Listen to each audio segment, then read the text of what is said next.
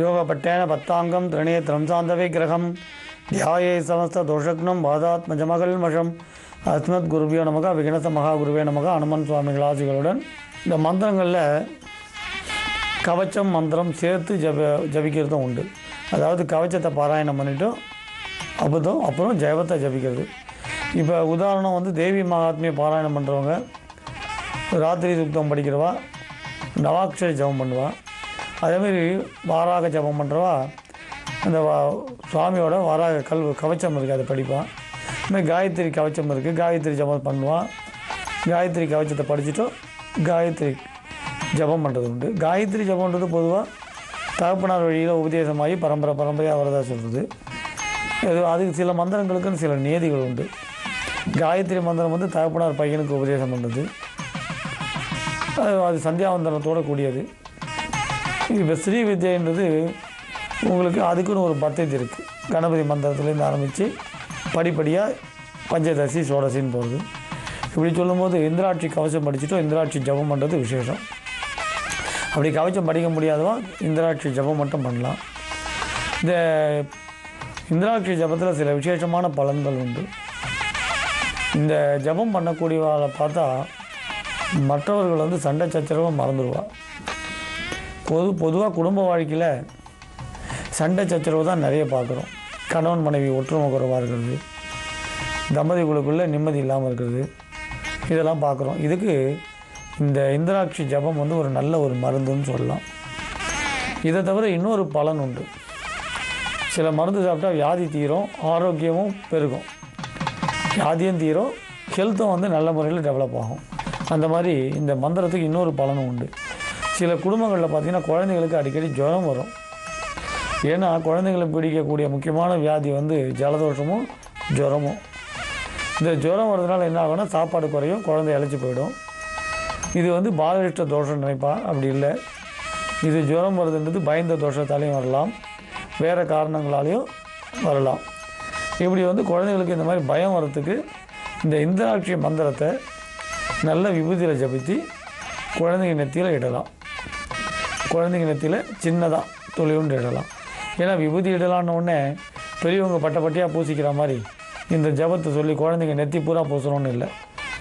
சின்ன அளவில் துளியுண்டு ஒரு என்ன சொன்னால் ஒரு கடலை பருப்பு சைஸுக்கு துளியுண்டு குழந்தை நெத்தியில் இடலாம். இந்த ஜபம் எப்படி பண்ணலாம் அப்படின்னா, இப்போ சொல்ல போகிற ஜபத்தை 32 இல்லை 108 ஊர் ஜபிக்கலாம். ஒரு தட்டில் பித்தளை தட்டில் விபூதி பரப்பி நடுவில் உங்களுக்கு ஸ்டார் மாதிரி எழுதி அதுக்கப்புறம் கற்பூரம் வச்சு கொளுத்தி இந்த ஜபத்தை ஒரு 16 முறை இல்லை 32 முறை ஜபிக்க அது வரைக்கும் அந்த கற்பூரம் எரிஞ்சிக்கிட்டே இருக்கணும். அப்புறம் கற்பூரம் எரிஞ்ச இடம் கருத்து போன விபூதி எடுக்க வேண்டாம். அதை சுற்றி இருக்கக்கூடிய நல்ல விபூதியை சேகரம் பண்ணி அதுக்கப்புறம் இந்த மந்திரத்தை ஒரு 3 முறை சொல்லி குழந்தைங்க நெத்தியில் இடலாம்.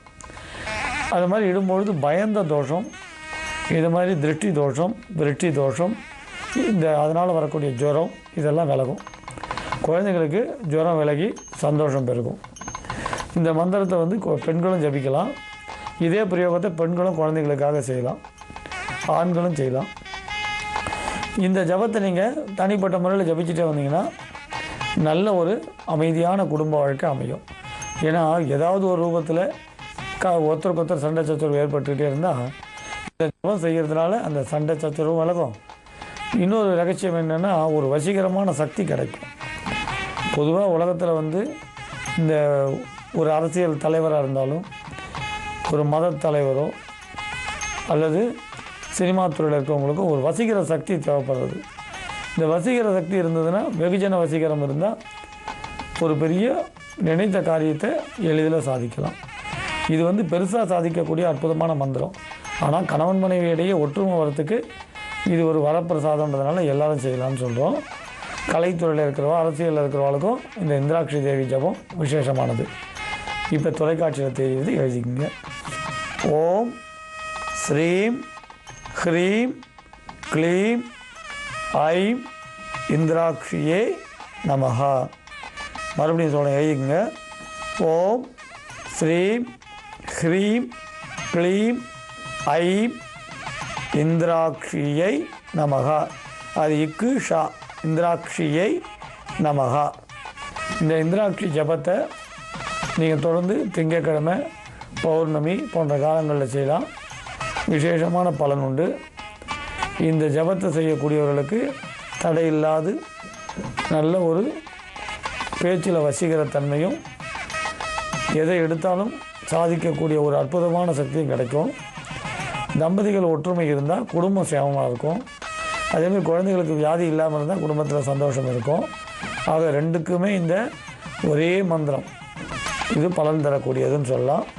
இதுக்கு நைவேத்தியம்னு தனியாக பண்ண அவசியம் இல்லை.